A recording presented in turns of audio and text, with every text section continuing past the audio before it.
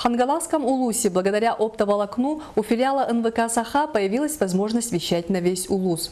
Если раньше такую возможность имели лишь малая часть наслегов района, то теперь нас смотрят все 18 наслегов. Это первый пробный этап большого начинания ГУПТ ЦТР. Далее в следующем сюжете. От Теркюра до Иситя нас смотрят теперь все населенные пункты Улуса. Идея эта витала давно и вот стала возможной благодаря оптоволокну. В первую очередь эта система важна в целях оповещения гражданской обороны и чрезвычайных ситуаций. Это вещание осуществляется в тестовом режиме. Хангаласский цех у нас, так скажу, опытная зона. Здесь мы будем отрабатывать технологическое решение. Посмотрим в дальнейшем, как оно себя покажет.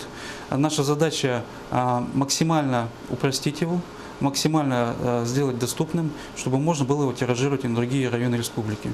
Немалая заслуга в запуске нововведения работников местного телецентра, спектр услуг которого сегодня весьма широк. Предприятие занимается предоставлением мультисервисных услуг. Это доступ к сети интернет. У нас в районе тоже этим занимаемся.